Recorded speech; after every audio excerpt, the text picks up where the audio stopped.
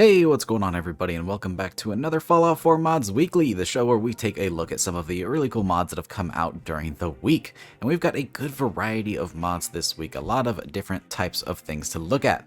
So for starters, we're going to be checking out the Quantum Storms mod for Nuka-World by Crimson Knight.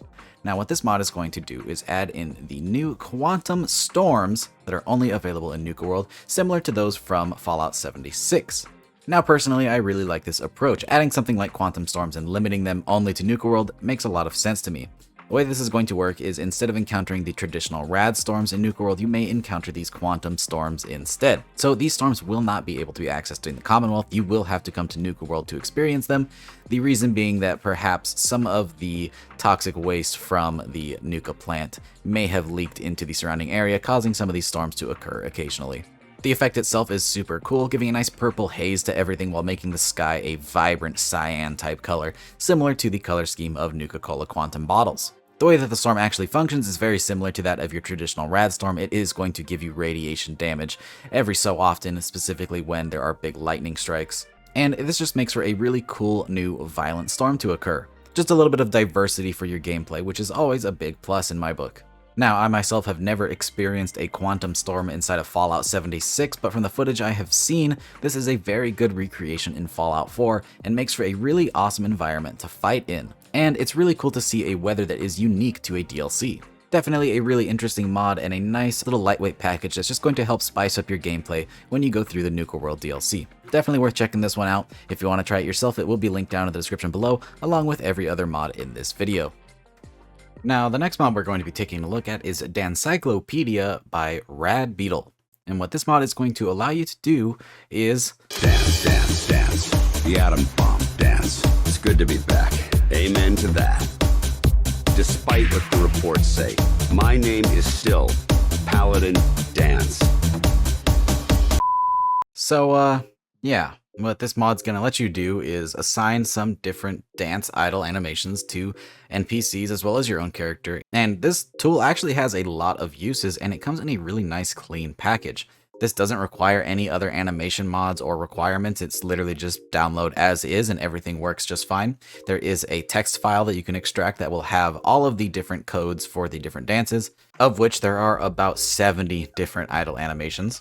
All you gotta do is simply open up the console and click on who you want to apply it to, so it could be your own character or a different NPC. After that, just type in play idle and then the code for the dance that you want to play. Now, like I said, there are some different uses you could have for this. This is a great tool for content creators who want to have animations. Maybe they're doing a machinima, or perhaps you're a settlement builder and maybe you're making a bar, maybe even a strip bar, somewhere that you need some kind of dance moves. It really has a lot of different uses, most of which are kind of in the form of content creation, but if you want this in your own game, it is a very easy install, a lot simpler than most of the different animation mods out there.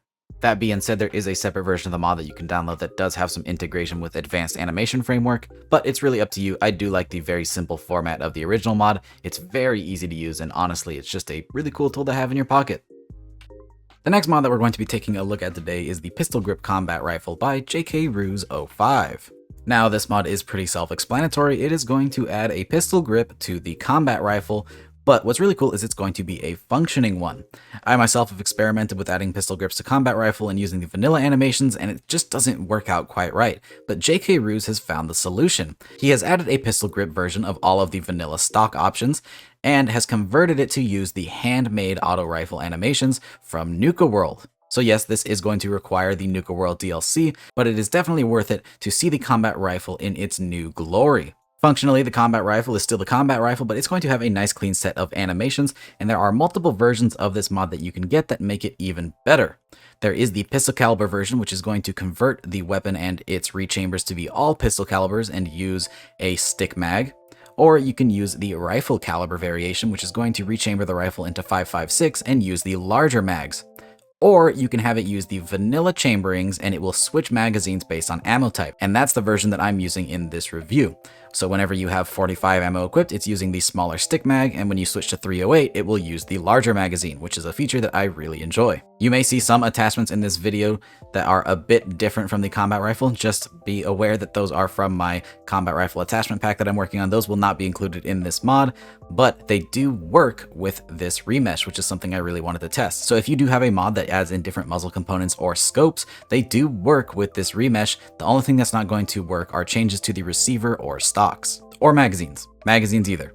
That means that this mod even works with J.K. Rooz's own night vision remesh, which is super cool. Definitely a wonderful little update to the combat rifle that makes it look and function differently, yet it's still the same weapon, but it has some uniqueness from its combat shotgun counterpart.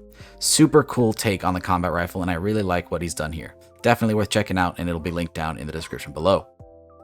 Up next, we'll be checking out Nimrout's Sidearms Pack by Nimrout. This is going to add 3 new pistols into the game, one of which is going to be the 45 auto pistol, the next is the 9mm pistol, and then the final is the 38 pistol. All 3 of these pistols are based off of real-life weapons, being the 1911, the Browning 9mm, as well as the 1903 hammerless pistol. The author states that these are not exact replicas, but rather he has taken some creative liberties and made them fit more in line with the vanilla Fallout style and naming of the weapons, which is something that I do appreciate. So now out in the world you will find 10mm, 9mm, 38, and 45 pistols respectively.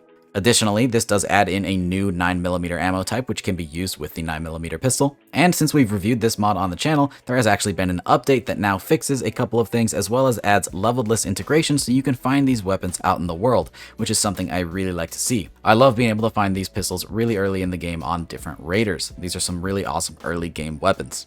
These weapons will use vanilla sounds as well as the vanilla deliverer animation, but to me that's a positive because there are a ton of deliverer animation replacers that you can pick out there, meaning that you get to customize exactly what kind of reload animation you want for these, and that's honestly better than just having one assigned to it for you. These are definitely some really neat pistols, and the mod is now available for both PC and Xbox, and I highly encourage you to go check it out yourself. And then our final mod for today is the Gravitational Minigun by Soroka90. Now, if you've seen any of Soroka's mods before, you'll know that they are the master of adding some cool, unique heavy weapons into the game, and this weapon is no different. This is going to add a brand new, unique minigun that can be found at the Cambridge Police Station, and it also comes with its own custom ammo type, which is going to be gravity plates. In order to get these plates, you'll have to craft a new ammo crafting station specifically for making these plates, but once you have it, you can make as much ammo as you need. The Gravitational Minigun comes with its own custom projectile made out of some tweaked gamma gun projectiles, and they look really neat. Every shot with this thing will add an invisible explosive effect that will throw dead bodies around after they are deceased. Otherwise, though, living enemies will just take a bunch of ballistic and energy damage from this thing. I've always liked Soroka's style. I feel like their heavy weapons fit very in line with Fallout's aesthetic, especially with some of the new heavy weapons that come out of Fallout 76. This is definitely one that's worth checking out if you want a new, unique, energy-based heavy weapon. Definitely a super cool one. With that though, we bring this video to a close. I hope you guys enjoyed. There are a lot of great mods worth checking out this week, and as I said before, all the links to both PC and Xbox versions will be down in the description below if their links are available. With that, I hope you guys have a great day. I hope you enjoyed the video. If you did, don't forget to drop a rating, subscribe if you haven't already for more videos just like this, and I'll see you in the next one. Peace! And really quick, I'd like to make a shout out to all of our patrons. Your donations are greatly appreciated and really help to support the channel and videos just like this one. So again, thank you.